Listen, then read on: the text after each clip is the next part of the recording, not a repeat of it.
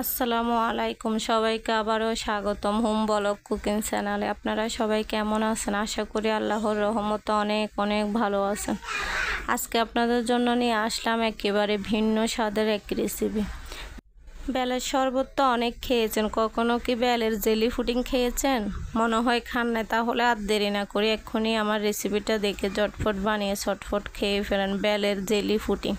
একবার খেলে বারবার খেতে ইচ্ছে করবে এরকম একটা রেসিপি আজকে শুধু আপনাদের জন্য নিয়ে আসলাম আমি।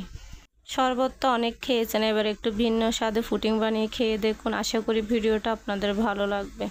আর এটা এমন একটা রেসিপি, দেখতে যতটা লোভনীয় খেতে তার থেকেও মজাদার। এটা বানিয়ে না খেলে বুঝতে পারবেন না, দেখে বোঝা যায় না, কিন্তু একবার বানিয়ে খেলে বারবার খাবেন। আশা করি ভিডিওটা আপনাদের ভালো লাগবে।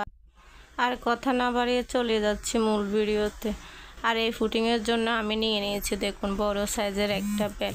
এখন যত বেলের সিজন চলতেছে সব দিকে বেল পাওয়া যাচ্ছে অ্যাভেলেবেল। আমি প্রথমে বেলটা ভালো করে ধুয়ে ফাটিয়ে নিয়েছি। আর ফাটানোর পরে দেখুন বেলের ভিতরটা দেখতে কতটা সুন্দর ও লোভনীয়। আর ছোট একটা পাতিলে একটু পানি দিয়ে দিয়েছি, কারণ বেলটা ফাটিয়ে কিছুক্ষণের জন্য ভিজিয়ে রাখতে হবে। এতে করে কী হয়, বেলের ভিতরের জেলটা একেবারে নরম হয়ে যায়। আর জেলিটা বের করতে একটুও কষ্ট হয় না, খুব সহজে চামচ দিয়ে তুলে ফেলা যায়। আর আপনারা চাইলে না ভিজিয়েও সাথে সাথে চামচ বা ছুরি দিয়ে বের করতে পারেন, তবে আমার মনে হয় ভিজিয়ে রাখলে বেলটা নরম হলে ভালো, এতে করে তুলতে সুবিধা হয়। আমার বেলটা পুরোপুরি নরম হয়ে গেছে। এবার আমি ভালোভাবে বেলটা কষলিয়ে বেলের ভিতরে জেলগুলো বের করে নিয়েছি। আর দেখুন জেলিগুলো আমি এখন একটা ছাঁকনির সাহায্যে ফ্রাই প্যানে ঢেলে নিচ্ছি। যেহেতু এটা পুডিং বানাবো, অবশ্যই এটা জাল করতে হবে। আপনারাও কিন্তু অবশ্যই বেলের জেলগুলো ছেঁকে নেবেন, কারণ অনেক সময় বেলের বিচি আঁশ থেকে যায়। বেলের মধ্যে যদি বিচি বা আঁশটা থেকে যায়, এতে করে ভালো করে পুডিংটা সেট হয় না, পুডিংটা ফেটে যাওয়ার সম্ভাবনা থাকে। তাই আপনারাও অবশ্যই বেলের জুসটা ভালোভাবে ছেঁকে নেবেন। দেখুন কতগুলো আঁশটা বিচি বের হয়েছে। আমি কিন্তু এখনও চুলাটা জ্বালাই না, এখানে আরও কয়েকটা শুকনো উপকরণ মিক্স করব। আর এখানে দিয়ে দিচ্ছি পরিমাণ মতো চিনি। বেলটা যত মিষ্টি তাই চিনিটা অত বেশি দিতে হবে না, আপনারা যে যেরকম মিষ্টি খান ওই অনুযায়ী চিনিটা মিক্স করবেন। আর চিনিটা মিশিয়ে ভালোভাবে নেড়ে ছেড়ে তারপরে এখানে দিয়ে দিবে 1 চা চামচের মতো আগার আগার পাউডার। আর একটা কথা মনে রাখবেন, আগার আগার পাউডার কখনো কোনো গরম কিছুতে মিশাবেন, এতে করে কি হয়, আগার আগারটা ভালো করে মিশে নাই, দলা পাকিয়ে যায়। দেখুন আমি আগার আগারটা দিয়েও ভালোভাবে মিক্স করে নিয়েছি। এবার এখানে দিয়ে দিব স্বাদ মতো লবণ।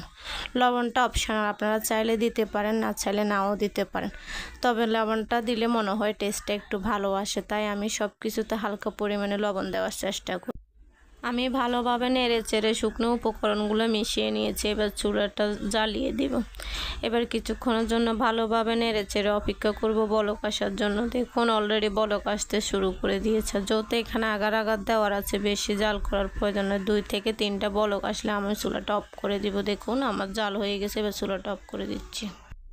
দেখুন জুসটা অলরেডি ঘন হয়ে গেছে। আমি এবার একটা বাটি নিয়ে নিয়েছি, এই বাটিতে আমি পুডিংটা সেট করব। আমি সরাসরি জুসটা পুডিং বসিয়ে দিচ্ছি, কোনো রকম ডেকোরেশন করি না। ডেকোরেশন করব পরিবেশনের সময়।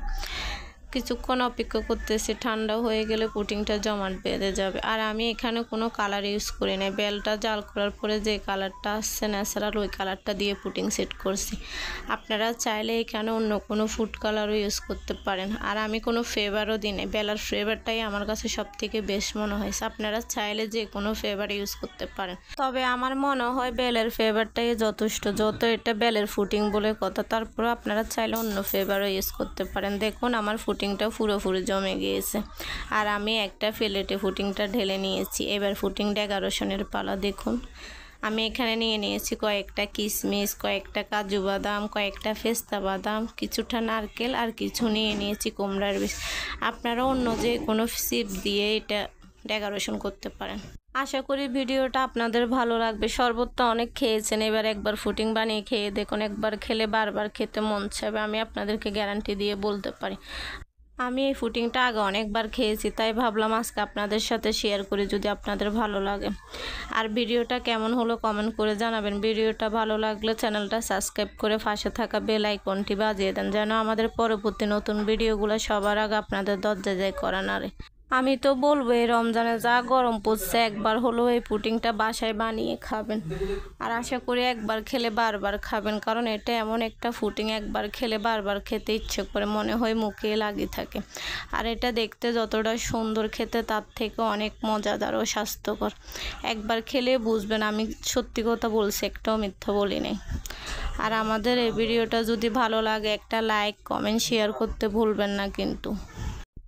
আমার পুডিং ডেকোরেশন করা শেষ, এবার আপনাদেরকে একটু কেটে দেখে দিচ্ছি পুডিংটা কতটা সুন্দর ও লোভনীয় হয়েছে ভিতর থেকে, আর দেখতে কতটা আকর্ষণীয় লাগতেছে, দেখে মন চাই খেয়ে নিতে। দেখুন পুডিংটা যতটা না সুন্দর দেখতে তার থেকেও অনেক টেস্টি। আমার মেয়ে তো অলরেডি খাওয়ার জন্য পাগলামি শুরু করে দিয়েছে, তাই আমি ওকে একটু কেটে দিচ্ছি। আপনারাও দেখুন পুডিংটা দেখতে কতটা লোভনীয় আর কতটা জেলি। আশা করি এই গরমে আপনারা বাসায় একবার হলেও ট্রাই করবেন। আপনারা কিন্তু আমার ভিডিওগুলো কম বেশি দেখেন, তবে চ্যানেলটা কেউ সাবস্ক্রাইব করতেছে না, তাদের উদ্দেশ্যে বলতেছি প্লিজ চ্যানেলটা সাবস্ক্রাইব করে পাশে থাকুন। আজকের জন্য এটুকুই, দেখা হবে পরবর্তী কোনো নতুন রেসিপি নিয়ে। ততক্ষণ সবাই অনেক অনেক ভালো থাকেন, সুস্থ থাকেন, আর সবাই সবার জন্য দোয়া করবেন। আল্লাহ হাফেজ, আসসালামু আলাইকুম।